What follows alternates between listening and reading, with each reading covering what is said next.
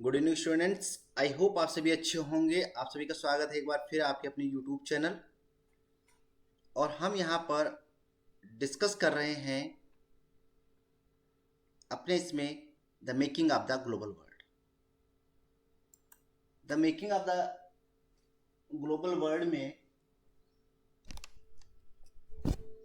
हम यहाँ पर आज जो टॉपिक है हमारा डिस्कशन का, वो थर्ड है, role of the technology.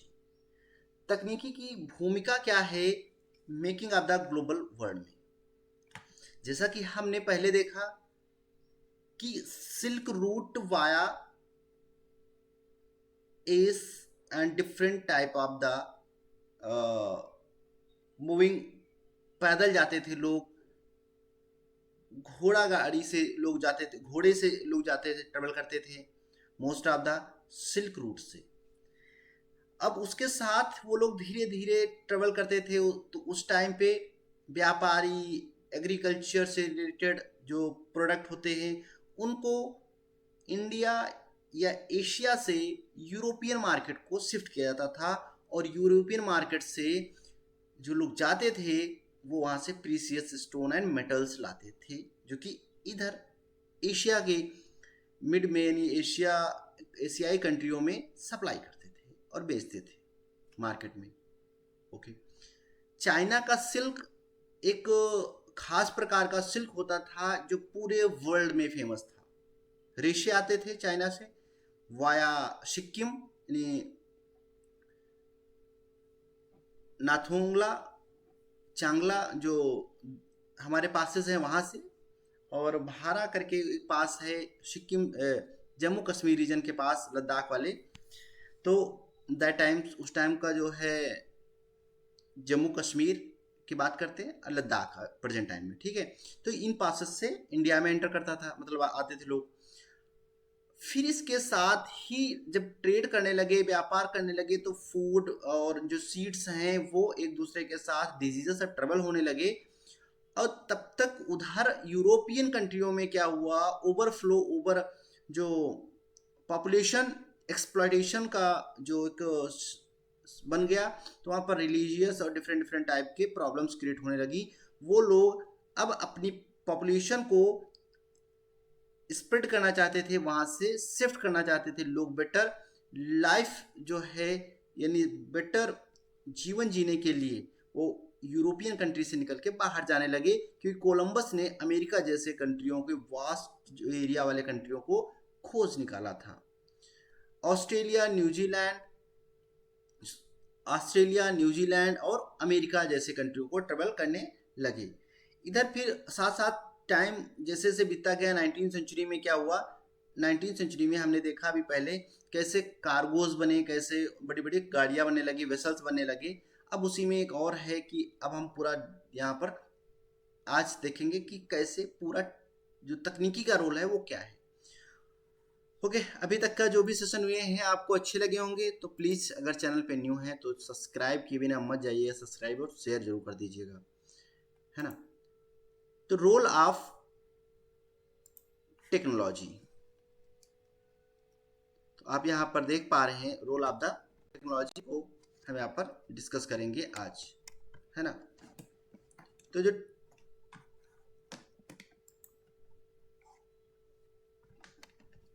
Technology का रोल होता है कि व्हाट वाज द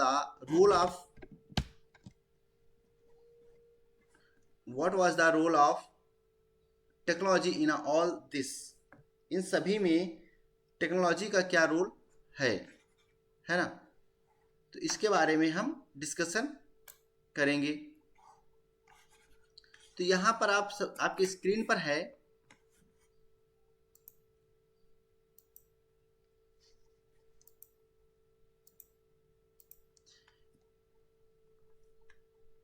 अब सोचिए कि इस जितनी भी अभी तक जो घटनाक्रम चला है, जो भी फेनोमेना हैपन हुए हैं, उनमें तकनीकी की क्या भूमिका रही। जैसे फैमाइन, स्टारवेशन जैसी कंडीशंस उत्पन्न हुई आयरलैंड में, ब्रिटेन में, यूरोपियन कंट्री की इधर बात करें, फ्रांस, स्पेन, पुर्तगाल, है ना, इन कंट्रियों में। लेकिन अभी क्या हुआ, धीरे धीरे चेंजेस आ रहे थे, और चेंजेस आ रहे थे तो कैसे आ रहे थे कि the important inventions like the railway, steamships and the telegraph triggered the economic growth in our 19th century। आप देख पा रहे हैं फोटो में भी कैसे रेलवेज को डेवलप किया गया है, कैसे स्टीम शिप्स को बनाया गया था। ठीक है, पहले वो पल्लेदार वाली नाव चलती थी, अगर याद होगा, मतलब इमेज में देखा होगा, हम लोगों ने तो देखा भी नहीं है अभी।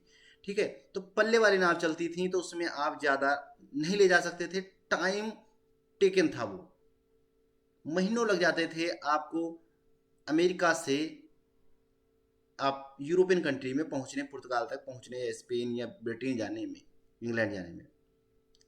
अभी स्टीम शिप्स आ गई थी, टेलीग्राफ इन्वेंट हो गया था, जिससे आप इंफॉर्मेशन एक प्लेस से दूसरे प्लेस बहुत ही स्पीड से कैरी कर सकते, मतलब को ट्रांसफर कर सकते थे। कॉलोनाइजेशन किसमें, 19वीं सदी में। Colonisation stimulate new investment and improvement in the transport. Colonisation जैसे जैसे बढ़ा, लोगों की नीड्स बढ़ी, और नीड के अकॉर्डिंग लोगों ने क्या किया, पुश किया, उसको स्टिमुलेट किया, और ऑन द बेसिस किसमें, इन्वेस्टमेंट में और ट्रांसपोर्ट इम्प्रूवमेंट में, क्योंकि वो उनकी ज़रूरत लगी। अब फास्टर रेलवेज हो गए, रेल लाइन बिछ गई, तो आप एग्रीकल्चर सेक्टर से कोस्टल रीजन तक, या इंडस्ट्रियल सेक्टर से कोस्टल रीजन तक, या माइनिंग क्षेत्र से कोस्टल रीजन तक आप अपना जो प्रोडक्ट है one place to another place जल्दी फास्टली मूव करवा सकते थे। लाइटर वेगन्स को लाया गया, बड़े और हल्के, यानी बहुत भारी भरकम वाले। आज ट्रेन देख रहे हो आप, 15 डिब्बे जो है उसमें होते हैं, 15 या 50 तक होते हैं। मालगाड़ी होती है 50 एब भी खींच ले जाती है। लेकिन पहले क्या थे, पहले एक दो लगे जाते थे बहुत भारी, लेकिन फिर थोड़ा उनका जब वेट कम किया गया तो आप माल ज़्यादा उसमें लोड अनलोड कर सकते थे, और उन वैगन्स को मूव कराना था। लार्ज शिप हेल्प कर रहे थे move to food cheaply and quickly from a far far away firms to the final market. अब क्या था, साथ में शिप भी बड़े, और वो भी कौन से बड़े शिप थे, अभी रेफ्रिजरेटर वाले शिप आ जाएंगे। इसमें क्या था कि पहले कम लोग आते थे, अब ज़्यादा लोग आते थे, ज़्यादा आप सामान को फिल उसमें कर सकते थे। आज के जहाज देख रहे हो, कंटेनर्स कितने बड़े बड़े जहाज़ों पे लाद दिए जाते हैं, कंटेनर्स, हजारों कंटेनर्स, उसमें metric tons, many metric tons जो है, उसमें जो भी लोड किया आता है वो रहता है। तो वही सेम यहाँ पर हो रहा था। अब क्या था, जब एक कोई बड़ी गाड़ी जा रही है, उसमें आप अपना सामान एक साथ लोग कोऑपरेटिव तरीके से एक स्थान से दूसरे प्लेस पर भेजेंगे, तो वो बहुत सस्ता होगा। तो फूड को अमेरिका से भरा जाता था, ऑस्ट्रेलिया और न्यूजीलैंड जैसे कंट्रियों से, और मूव करा दिया जाता था ब्रिटेन को। तो सस्ता भी पड़ता था, और तेजी से ज़्यादा मात्रा में एक बार में पहुंचता था फाइनल मार्केट तक, या ब्रिटेन से जो है फिनिश प्रोडक्ट बनते थे, और इंडियन या एशिया की कंट्रियों में या अफ्रीका के जो कंट्रियों में सप्लाई के लिए फिनिश प्रोडक्ट एक साथ में बल्क में अवेलेबल रहता था। ये पॉसिबल हुआ with the help of technological advancement and development. Now the meat which was first है expensive luxury beyond the reach of the European poor become affordable and its demand increased. आप पीछे बड़ा ship देख पा रहे हैं, इस तरह से शिपों का क्या किया गया था, डेवलपमेंट हो गया था। अब जो ये बदलाव हुए 19th सेंचुरी में, ठीक है, इससे जो टेक्नोलॉजिकल जो एडवांसमेंट इम्प्रूवमेंट हुआ, वो सोशल, पॉलिटिकल, इकोनॉमिकल जितने भी मेन कारक होते थे, उनका ये सम्मिलित परिणाम था, है ना। इससे जो हमने अभी तक कि दूर दराज से आसानी से बाजारों में, मार्केट्स में कम लागत पर और आसानी से सामान को पहुंचाया जा रहा था। ठीक है, अब अगर इधर हमने बात की कि मीट विच वॉज एक्सपेंसिव, जो मीट हुआ करता था, मतलब पहले क्या होता था, मीट को मांस उत्पादन में अगर हम बात करें, मीट जो का प्रोडक्ट होता था, व्यापार की इस प्रक्रिया का एक अच्छा अंदाजा मिल सकता है कि जब 1870 के दशक तक अमेरिका से यूरोप को मांस का निर्यात नहीं किया जाता था, तो उस समय पर केवल जिंदा जानवरों को भेजा जाता था, जिन्हें ले जाकर, क्योंकि तब रेफ्रिजरेटर जैसी फैसिलिटी अवेलेबल नहीं थी, अगर यहाँ से मीट भर देंगे तो वहाँ तक सड़ जाएगा, बेकार हो जाएगा। तो क्या था, जिंदा जानवर भेजे जाते थे और जिनको ले जाकर वहाँ पर काटा जाता था। लेकिन ले जाने में, ट्रेवल करने में इतना आप समुद्र में खाना और इस तरह से आप नहीं रख सकते हो, है ना। लेकिन जिंदा जानवर बहुत ज़्यादा वहाँ तक जगह, नंबर एक, अगर शिप में बात करें तो जिंदा जानवर ले जाओगे तो खड़े करने में जगह घेरेंगे, और दूसरे इतने लंबे सफ़र में मर जाते थे बहुत सारे, तो उनको कैसे आप ले जाओगे, बीमार पड़ जाते थे, उनका जो वजन था, उनका जो वेट था वो लूज हो जाता था, गिर जाता था, और वे खाने के लायक नहीं रह जाते थे। ऐसी कंडीशन जिंदा जानवरों में ले जाने में प्रॉब्लम्स फेस की जा रही थी। तो इस वजह से जो बचा, आप 10 जानवर ले गए और वहां तक 4 जानवर बचे, तो सिंपल सी बात है, मार्केट में महंगा होगा, बेचोगे, क्योंकि आपको उसका भी तो एवरेज निकालना है। यूरोप के गरीब की पहुंच से बाहर थे, जो गरीब हुआ करते थे उनके लिए वो एसेसिबल नहीं हुआ करते थे, है ना। और जब तक वो एसेसिबल नहीं होंगे कॉमन पीपल्स तक, तब तक वो संसाधन के उसमें नहीं आएंगे। तो दूसरी तरफ क्या हुआ, उनकी अब क्या हुआ कि उनकी जो डिमांड, उनकी जो कीमत थी, मतलब उनका प्राइस था, वो इंक्रीज, ऊंचा रहता था, के कारण मांस के उत्पादों की मांग और उत्पादन भी कम रहता था। न मांग बढ़ेगी न उत्पादन होगा, क्योंकि जब मांग बढ़ने की बात, जाहिर सी बात है, जब रेट हाई होगा तो मांग, ऑटोमेटिक डिमांड उसकी लो हो जाएगी। ठीक है, तो नई तकनीक के आने पर, अब नई तकनीक मतलब बड़े शिप्स आए और साथ में रेफ्रिजरेटर वाले आने पर पानी के जहाज़ों में रेफ्रिजरेशंस की तकनीक स्थापित की गई, और जल्दी खराब होने वाली चीज़ों को भी लंबी यात्रा पर ले जाने के लाए ले जाया जा सकता था, है ना। तो जब डेवलपमेंट हुआ, नेमली रेफ्रिजरेटर नाम का शिप से, तो उसमें पॉसिबल हो गया। अब animal were no slaughtered for the food at a starting point.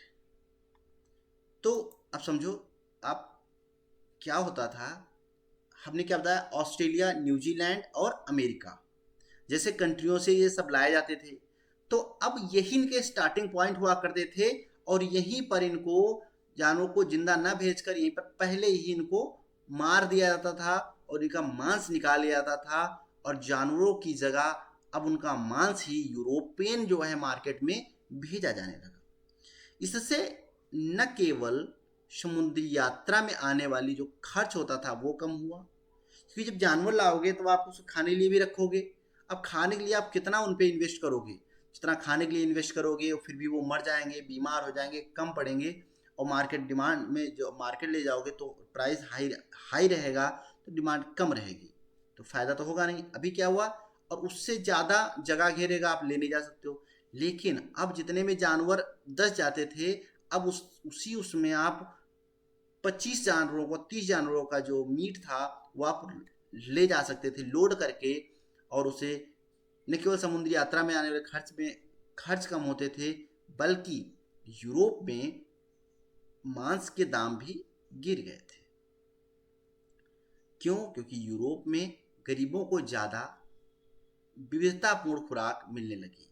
अब इधर मांस मिलने लगा, उधर क्या होता है, कि पोटैटो जैसी चीज़ें मिलने लगी, कॉर्न जैसी चीज़ें मिलने लगी, है ना। अदर प्रोडक्ट जो है उत्पादित होने लगी, क्योंकि वहाँ पर खेती करने के लिए लोग लाए गए थे और लोग जगहों को साफ करके और उत्पादन करते थे। ठीक है, तो मांस अब विविधता आने लगी, जिससे पहले अगर हम बात करें कि this reduce the ship cost and the Lowe जो लोवेस्ट मीट प्राइस, और इसको कम करने लगे। नाउ अब ये आप इमेज देखिए, तो इसके साथ क्या हुआ